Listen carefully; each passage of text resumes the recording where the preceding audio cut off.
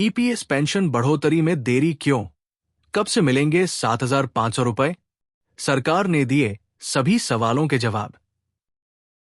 EPS 95 pensioners लंबे समय से न्यूनतम पेंशन बढ़ाने की मांग कर रहे हैं, लेकिन अब तक कोई ठोस फैसला नहीं हुआ है।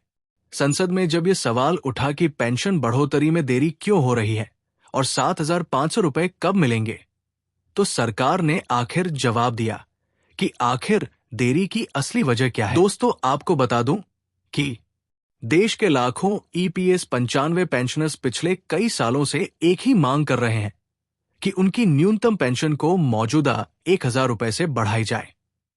इसके साथ ही वे महंगाई भत्ता, फैमिली पेंशन और मुफ्त मेडिकल सुविधाओं की भी मांग कर रहे हैं। बढ़ती महंगाई में 1,000 रुपए की पेंशन से गुजारा करना बुजुर्गों के लिए बेहद मुश्किल हो गया है।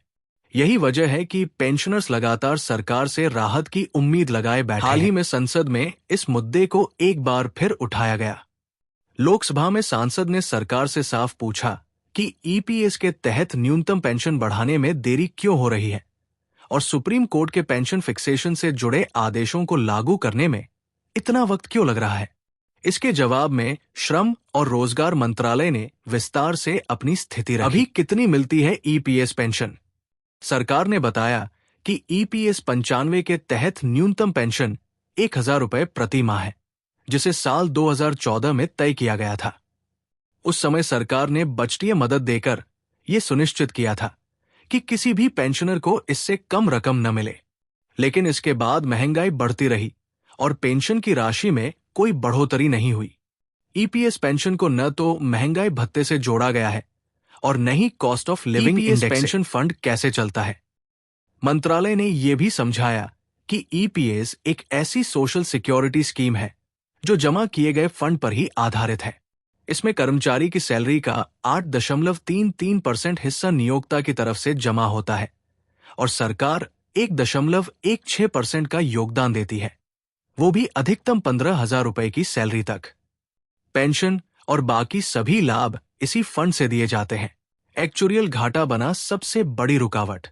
सरकार के मुताबिक ईपीएस फंड में गंभीर वित्तीय कमी यानी एक्चुरियल डेफिसिट है।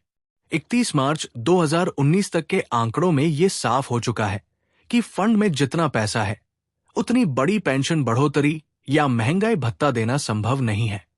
सरकार ने कहा कि पहले से ही न्यूनतम 1,000 रुपए की पेंशन सुनिश्चित करने के लिए अतिरिक्त बजटीय मदद दी जा रही है। बढ़ेगी पेंशन? सुप्रीम कोर्ट के आदेशों पर क्या प्रगति हुई?